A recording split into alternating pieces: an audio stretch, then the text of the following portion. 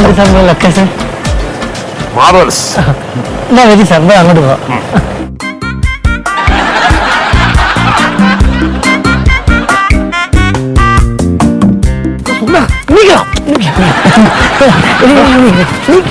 Sir ഇരിക്കാം sir.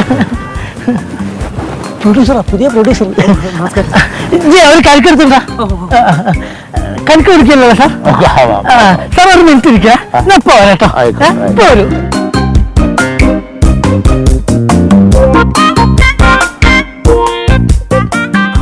റെഡിയായിരുന്നു.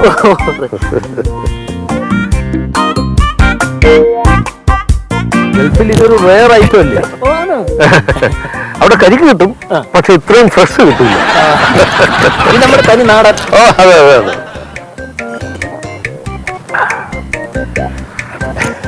Hi, നമ്മളെ producer. എന്താ മൊയ്തീൻ ഇത്? നമസ്കാരം സാർ. ഇരിക്കൂ ഇരിക്കൂ. Thank you. ഇതെന്താ ഇവിടെ? ബ്ലാക്ക് ആൻഡ് വൈറ്റ് ഗോവിന്ദൻ കേട്ടിട്ടുണ്ടോ? ഒരുപാട് കേട്ടിട്ടുണ്ട്. അത് ഞാനാണ്. ഈ ബ്ലാക്ക് ആൻഡ് വൈറ്റ് എന്ന് പറയുമ്പോ ഒരു കൺഫ്യൂഷൻ ഉണ്ടല്ലേ? ഈ ബ്ലാക്ക് ആൻഡ് വൈറ്റ് എന്ന പേരിനോട് എന്റെ സ്ഥാപനങ്ങളുടെ പേരാണ്. Black and white hotels private limited, black and white resorts private limited, black and white hospitals private limited. അങ്ങനെ ബ്ലാക്ക് ആൻഡ് വൈറ്റിന്റെ പേരിൽ ഒരുപാട് സ്ഥാപനങ്ങളുണ്ട്. Tourism travels, black and white travels. ഗോവിന്ദന്റെ പേര്. സാറുകൾ പ്രൊഡ്യൂസർ കിട്ടുന്ന ഒരു ഭാഗമാണ്. അങ്ങനെയൊന്നുമില്ല. ഈ പൈസ എന്ന് പറഞ്ഞാൽ എന്താണ്? എല്ലാം ദൈവാനുഗ്രഹമല്ലേ? അതെ സാറേ, ഒരു മിനിറ്റ്, ഞാൻ ഒറ്റ ആളുകൾ കൂട്ടി. ആയിക്കോട്ടെ. ഞാൻ ഈ ചെറുപ്പക്കാർക്ക് കൂടുതൽ അവസരം കൊടുക്കാൻ താല്പര്യപ്പെടുന്നു. താങ്ക്സ്. എന്നെ വളർത്തി വലുതാക്കിയത് ഗൾഫിൽ ഒരു അറബിയാണ്. അദ്ദേഹം അന്ന് എന്നെ സ്പോൺസർ ചെയ്തു, എനിക്ക് വേണ്ടത്ര കോപ്പറേഷൻ നൽകി. സത്യം പറഞ്ഞാൽ അദ്ദേഹമാണ് എന്നെ ഈ നിലയിൽ എത്തിച്ചത്. അതേപോലെ നിങ്ങൾ ഞാൻ പ്രോത്സാഹിപ്പിക്കും, മാക്സിമം പ്രോത്സാഹിപ്പിക്കും. ആദ്യം മിസ്റ്റർ ഡിക്രൂസിനെ, പിന്നെ വേറെ ഡയറക്ടേഴ്സിനെ, എല്ലാവരെയും. എനിക്ക് ദൈവം തന്നിട്ടുള്ള കാശല്ലേ, അപ്പൊ ഈ കാശ് നല്ല കാര്യങ്ങൾക്ക് വേണ്ടി വിനിയോഗിക്കുക എന്നുള്ളതാണ് എന്റെ ഏറ്റവും വലിയ ഒരു താല്പര്യം.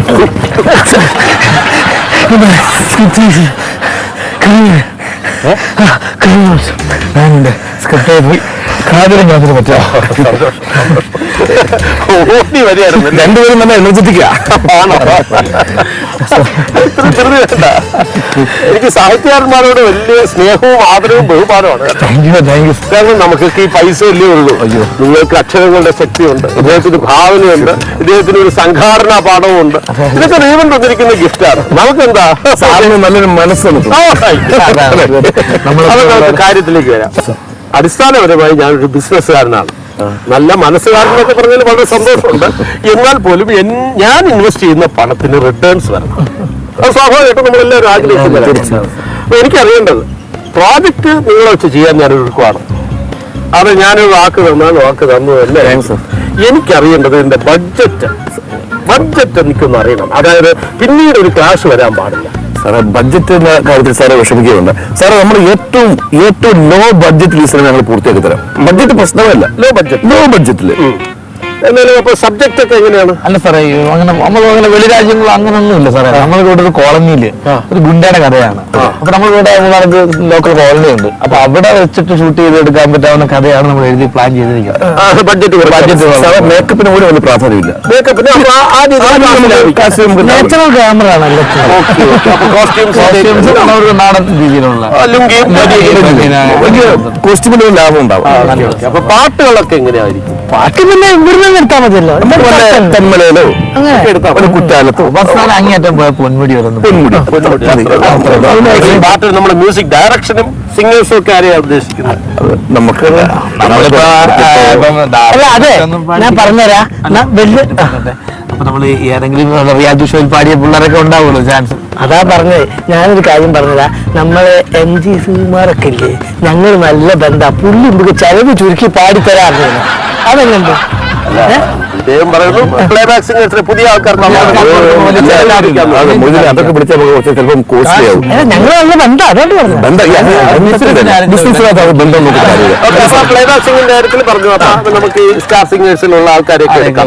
മേക്കപ്പ് വളരെ സെറ്റ് നമുക്ക് കോസ്റ്റ്ലി ആയിട്ട് ഒന്നുമില്ല. സെറ്റ് എന്ന് പറഞ്ഞാൽ കുടിലുകൾ മാത്രമേ ഉള്ളൂ. കുടിലുകൾ കെട്ടിടങ്ങളൊന്നുമില്ല. നമുക്ക് അങ്ങനെ റെന്റ് ഒരുപാട് ലാഭിക്കാം. ചുരുക്കി പറഞ്ഞാൽ നിങ്ങൾ ഏറ്റവും ലോവസ്റ്റ് കോസ്റ്റ് ഫുഡ് പോലും കോസ്റ്റ് ഏറ്റവും ഫുഡ് പോലും നമ്മൾ കുറച്ച് കുഴപ്പമില്ല. നമ്മൾ തുറന്നു പറഞ്ഞതിൽ വളരെ സന്തോഷമുണ്ട്. പക്ഷേ നിങ്ങളുടെ പ്രോജക്റ്റുമായിട്ട് സഹകരിക്കാൻ എനിക്ക് താല്പര്യം. ബഡ്ജറ്റ് ഇനി കുറയ്ക്കാം. ഞാൻ പറഞ്ഞോട്ടെ, വരൂ. മനസ്സിലായി, നിങ്ങൾക്ക് എന്നോട് സ്നേഹമുണ്ട്. നിങ്ങൾക്ക് ഈ രംഗത്ത് വരുന്ന എന്നെ പ്രൊട്ടക്ട് ചെയ്യാനുള്ള ഒരു ഉദ്ദേശമുണ്ട്. പക്ഷെ ഒരു കാര്യം പറഞ്ഞോട്ടെ, സിനിമ ഒരു ദൃശ്യമാധ്യമമാണ്, ഒരു കലയാണ്. ആ കലയെക്കുറിച്ച് നിങ്ങൾക്ക് ഒരുപാട് അറിവുകളുണ്ട്. അത്രയും അറിവൊന്നും എനിക്കില്ല. പക്ഷേ ഒരു ബിസിനസ്സുകാരൻ എന്ന നിലയ്ക്ക് ബിസിനസ്സിനെ കുറിച്ച് ഞാൻ ചില കാര്യങ്ങൾ മനസ്സിലാക്കിയിട്ടുണ്ട്. അതെന്താണെന്ന് പറഞ്ഞുതരാം. വന്നേ, അടുത്ത കാലത്ത് ഇറങ്ങിയ പുലിമുരുകൻ വലിയ കോസ്റ്റ് മുടക്കിയാണ് ആ പടം റിലീസ് ചെയ്തത്, അല്ലേ? ആ പടം ഒരു ഗംഭീര വിജയമായി. അതേപോലെ ഒപ്പം തുടങ്ങി അടുത്ത കാലത്ത് വിജയിച്ച ചിത്രങ്ങളെല്ലാം തന്നെ വളരെ ബിഗ് ബഡ്ജറ്റ് ചിത്രങ്ങളാണ്. അത് അതർ ലാംഗ്വേജസിൽ പോയി വളരെ കളക്ട് ചെയ്തു. അപ്പൊ ഞാൻ ഉദ്ദേശിക്കുന്നത് വളരെ ലാവിഷ് ബഡ്ജറ്റില് നല്ല കാശ് മുടക്കിയുള്ള ഒരു പടമാണ് ഞാൻ ഉദ്ദേശിക്കുന്നത്. ഞാൻ പറഞ്ഞില്ലേ നമ്മളെ പ്രൊഡ്യൂസർ നമ്മളിപ്പോ ബിഗ് ബഡ്ജറ്റ് ചെയ്യും സാർ. ബിഗ് ബഡ്ജറ്റ് ആണ്. അതായത് നിങ്ങൾ പൈസയുടെ കാര്യം നിങ്ങൾ നോക്കണ്ട. ഞാൻ എത്ര വേണമെങ്കിലും മുടക്കാൻ തയ്യാറാണ്. നിങ്ങൾ പറഞ്ഞു ഈ ചേരി പ്രദേശത്ത് വെച്ചാണ് ഷൂട്ട് ചെയ്യുന്നത്, വേണ്ട. ഫോറിനിൽ ഓസ്ട്രേലിയ പോണെങ്കിൽ ഓസ്ട്രേലിയക്ക് അമേരിക്കയിൽ പോണെങ്കിൽ അമേരിക്ക പോട്ടെ. ഗൾഫിൽ പോണെങ്കിൽ എന്റെ സ്ഥാപനങ്ങൾ എത്ര ഉണ്ട്? എന്റെ മാത്രം 270 സ്ഥാപനങ്ങളുണ്ട്. ഇവിടെ ഷൂട്ടിങ്ങിന് പ്രൊമോഷൻ വാങ്ങേണ്ട കാര്യമില്ല. എന്റെ തൊഴിലാളികൾ മാത്രം അഭിനയിക്കാൻ എത്ര ഉണ്ടാവില്ല. ഫ്ലൈറ്റ് ചാർജ് സ്പോൺസർ ചെയ്യാൻ ആൾക്കാരുണ്ട്.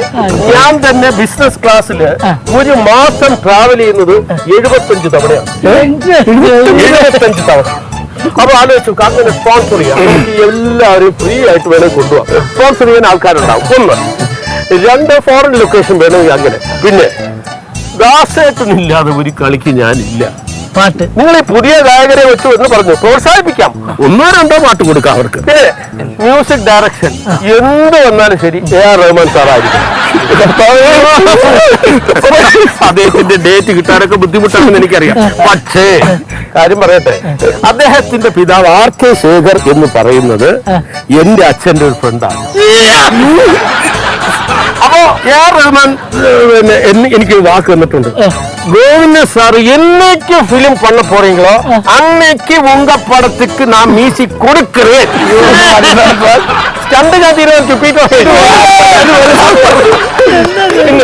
നിങ്ങൾക്ക് ഒബ്ജക്ഷൻ ഉണ്ടോ എന്ന് എനിക്കറിയില്ല. ഒരു കാര്യം കൂടെ, ഞാനത് സ്വാതന്ത്ര്യം എടുത്തിരിക്കുകയാണ്. അത് തെറ്റാണെങ്കിൽ എന്നോട് ക്ഷമിക്കണം. വേറൊന്നുമില്ല, ഞാൻ ഫ്ലൈറ്റിൽ ഇങ്ങോട്ട് വരുന്ന വഴിക്ക് ഹീറോയിനായിട്ട് ദീപിക പദുകൊണ്ടിനെ ഫിക്സ് ചെയ്യും. തെറ്റായിപ്പോയോ?